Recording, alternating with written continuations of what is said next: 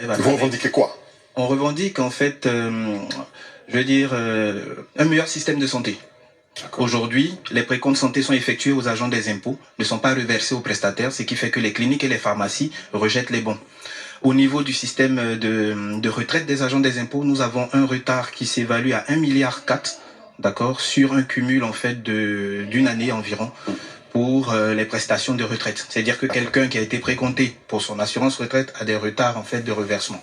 C'est tout, je veux dire, c'est le plus gros. Quel est le point de désaccord entre les différentes fêtières? Pourquoi aujourd'hui vous partez en rang dispersé?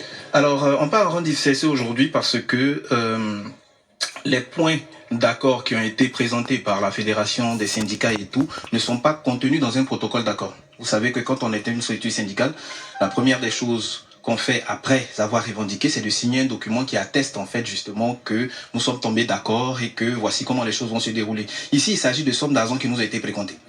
Nous considérons que c'est un braquage parce que c'est notre argent qui devait être reversé aux prestataires. Ça n'a pas été.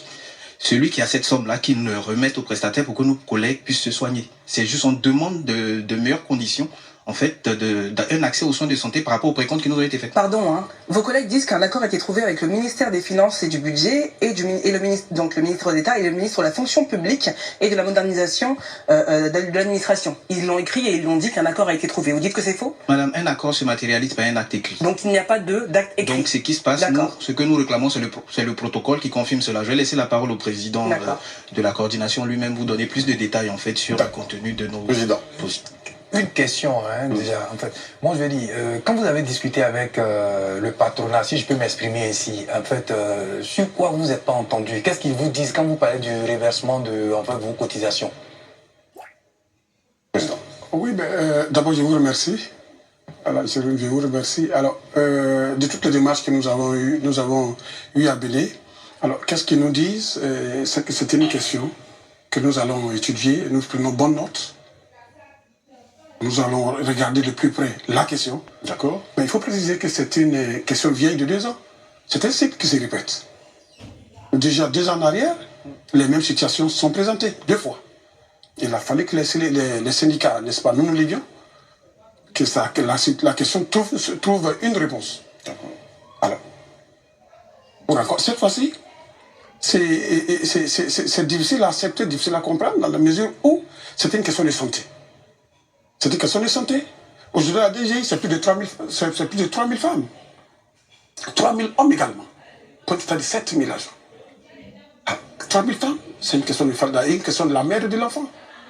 Nous disons, quand on a discuté avec le ministre et que le ministre dit qu'il va regarder de plus près la question, bien évidemment qu'on lui concède cela. Et qu'il part regarder, mais la maladie n'attend pas. La maladie ne va pas attendre. Est-ce qu'il vous a donné un délai? Il n'y a pas de délai, justement. Parce que s'il y avait un délai, on aurait eu un document écrit. D'accord. On aurait un accord, un protocole signé, qu'on allait brandir. Mais quand l'autre fêtière, il faut préciser, il l'a dit, nous sommes mis ensemble, les 2 fêtières, sur la seule et unique question de la santé. Sauf qu'il y en a qui maintiennent le mot d'ordre de grève. Et il y en a, voilà, il y en a qui lèvent. Ils lèvent alors que nous sommes dit, pour la question, c'est indiscutable qu'on nous reverse nos cotisations. Mais ils ont été satisfaits sur quel point finalement pour justement, c'est la question que nous nous posons. C'est la question que nous posons. Et comme nous avions émis 2 préavis de grève, par mesure de précaution, nous avons émis 2 préavis de grève. C'est-à-dire que les 2 fêtières ont mis 2 préavis dans le même ton, dans le même thème. Ok? Alors, un préavis pour chaque fêtière. Oui. Mais pourquoi vous n'êtes pas ensemble? Mais justement. Si vous avez le même sujet de revendication. Mais justement, parce que s'attend les choses venir, nous nous sommes dit. C'était plus prudent de... C'était plus prudent. D'avoir 2 préavis. Et aujourd'hui, les faits nous donnent raison. Les choses nous donnent raison. Parce qu'aller à des discussions sur la base de ce qu'on a, on a pris bonne note, qu'on va revenir, mais la maladie n'attend pas. Et qu'au lendemain, on se voit en train de lever un mot d'ordre, alors qu'il n'y a pas eu véritablement d'acquis. Les autres points, c'est pas un problème. En emménageant, quand il est bien en forme, il est en bonne santé. C'est pas la situation que nous vivons. La question de la santé, qui est une situation, nous sommes clairement dit, cette question-là devait être réglée intégralement, n'a pas été réglée. Mais quand on lève un mot d'ordre, un préavis de mot d'ordre, alors que les pharmacies nous rejettent, Farah a écrit pour dire qu'elle ne nous reprend plus. La pharmacie de l'aéroport me dit que vos bons ne passent plus là parce que vous ne payez pas. c'est difficile à accepter. D'accord. Monsieur le Président, moi ce que je veux savoir, quel est aujourd'hui le bilan de la grève pour les premiers jours? Quand vous faites en fait l'état des lieux, quel est le bilan de la grève?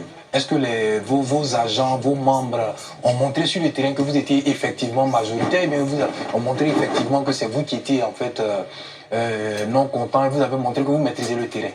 Ah oui, mais ça ne s'exprime même plus. Parce que les statistiques sur le terrain, nous sommes au deuxième jour, ben, nous sommes à plus de 85%. D'accord. Sur la grève au niveau national. Jusqu'où êtes-vous prêt à aller pour vous faire entendre? Parce que maintenir un mot d'ordre de grève, c'est peut-être immobiliser toute... vous avez déjà certainement...